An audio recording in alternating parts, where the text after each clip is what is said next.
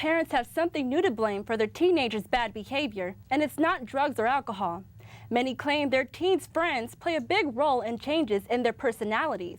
Officials say teens whose friends smoke, drink, or use drugs are more likely to do the same. A similar study shows teens whose friends were prone to misbehave didn't do as well in school as friends who are socially active. Parents can help their kids. The best antidote is to help kids create a sense of identity and feel secure in that identity. However, adolescence does not last forever, and teens are less at risk by the time they reach 13 or 14 years of age. Military service members often remain committed to their jobs even after they suffer major injuries. Valley View News reporter Aaron Giddens has close ties to a U.S. Marine who is coming back from the life-changing accident. Thank you, Dina. Well, that Marine happens to be my brother-in-law. He enlisted in the Marine Corps in 2002 and since then has made it his career. He refuses to let a life-altering accident keep him from pursuing his dream of returning to active duty. Moving over here, these are pictures of all the cycles I've done. I did 4 cycles straight in a row. This is Staff Sergeant Henderson.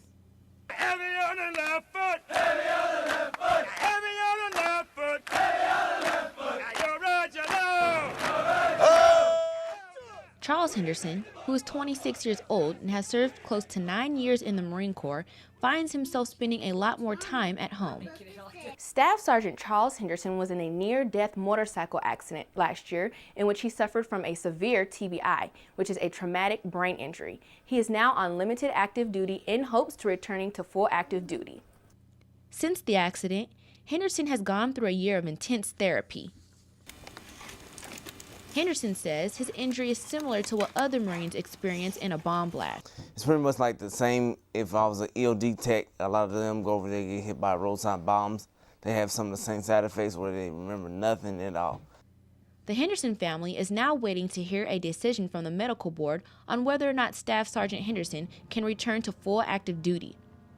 His wife, Alicia Henderson, says her husband is passionate about the Marines. For a Marine such as Charles, this is not a 9-to-5 job, this is a career. If someone who's deployed 3 times, they were a drill instructor, they've already contributed so much to the Marine Corps, they do understand that if the person does request to be active duty, that this is their career, this is their passion. Family friend Aisha McCoy says Henderson has come a long way from the accident. People with accidents like this, they do not make it. And by the looks of him and from what the doctors were saying, they pretty much was ready to sign over his death certificate. When he first returned from the hospital, he was constantly asking over and over, what's today's date, or what's your name again, and who, what did I say? But now he's remembered a lot. Household tasks that Henderson was never expected to do again come easy to him. Henderson can remember everything about the Marine Corps, from its history to the commands he gave as a drill instructor. Eyeballs! Open your mouth!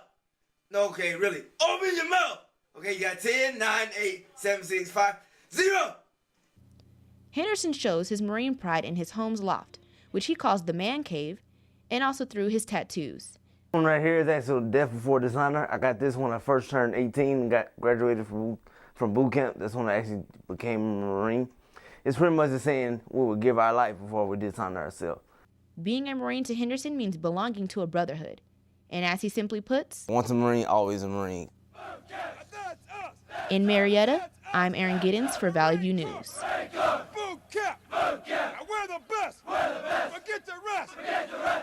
It can take a year for the medical board to come to a decision involving Staff Sergeant Henderson. For now, he will continue to work at Camp Pendleton.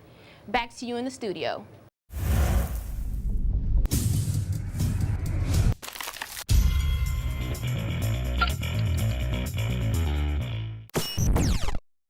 And now here's Roslyn San Juan with the latest in sports and a new game that is taking over college campuses. They straddle broomsticks and dress in witch hats and capes. They're Harry Potter fans and have taken a fictionalized sport to a whole new level. I was there to catch all the action.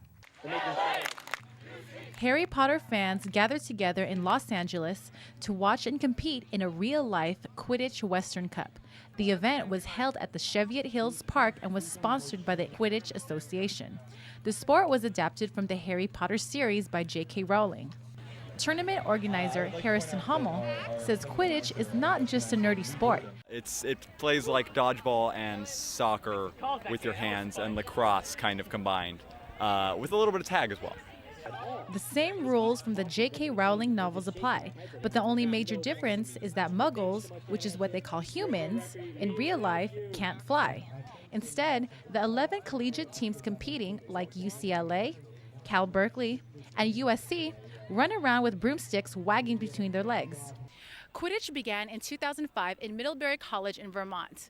2 years after was the first intercollegiate game between Middlebury and Vassar College. During that time, only 3 teams have participated in the event. Now, there are over 80 teams competing worldwide. The game starts off with the person being chosen as a snitch, who hangs a tennis ball in a sock, sort of like flag football. The 2 competing teams each have a seeker who must try to grab the ball from the snitch in order to end the game. In the meantime, the other players must score goals by throwing a ball in one of their opponent's 3-goal hoops. The game usually lasts up to 25 minutes. It was Arizona State University who won the championship title. One ASU player says her team is undefeated. We've never lost a game, and we don't plan on winning the next one. I'm so freaking excited right now. That's what I meant. You see, I can't even speak properly. It may take a while for Quidditch to be seen as an actual sport like basketball, football, or baseball, but people can continue to enjoy coming to the games in costume and root for their favorite Muggle team. In Los Angeles, I'm Rosalind San Juan for Valley View News. Charles Schwartzel of South Africa shot a final round 66 for an exciting finish in the Masters last Sunday. Schwartzel emerged from the pack to finish with 4 straight birdies on the way to his first major title. It's my first win in America. I've not been around when it's been that tight, but it was always going to be. I mean, if it wasn't for Rory that was leading by 4, you look at the leaderboard, there was a whole bunch of guys that could have won.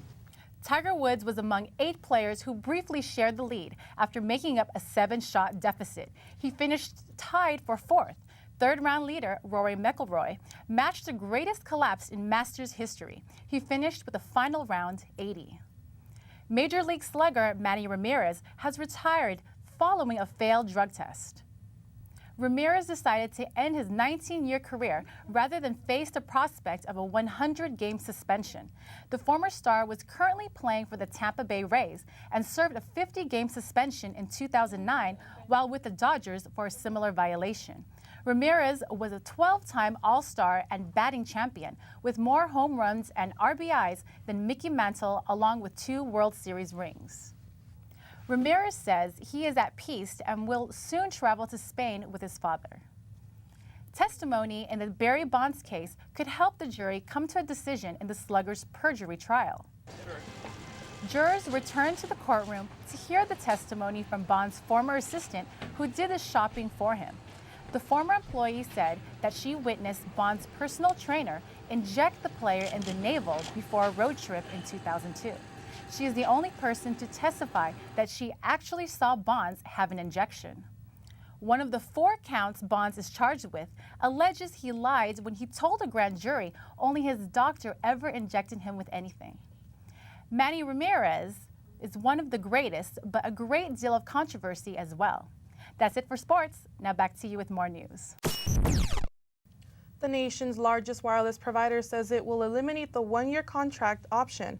Verizon says the policy change is taking place because the greater majority of its customers sign up for a 2-year contract. The company says its contract-free month-to-month plans would still be available to consumers. There is some good news for airline passengers who are tired of high fees and inconvenience. Many airlines are taking steps to bring in more customers. Delta Airlines is among some carriers who are contributing a lot of money in hopes to restore some of the lost glamour of flying. Some improvements include flatbed seats, improved dining, sky clubs, and a remodeled business class complete with convertible sleeper seats. Also in the works is Delta's new fare class called Economy Comfort that offers 4 inches of extra legroom and seats that recline further. Los Angeles authorities continue their search for a homeless man thought to be responsible for setting off a homemade bomb next to a Santa Monica synagogue. The LAPD says 60-year-old Ron Hirsch has been seen around Chabad House and other Jewish temples. They say he should be considered extremely dangerous and are encouraging people to keep an eye out for him. The explosion caused minor damage to the synagogue and was initially thought to be an industrial accident. It sent a metal pipe encased in concrete 25 feet into the air before it fell onto the roof of a home near the synagogue. No one was hurt.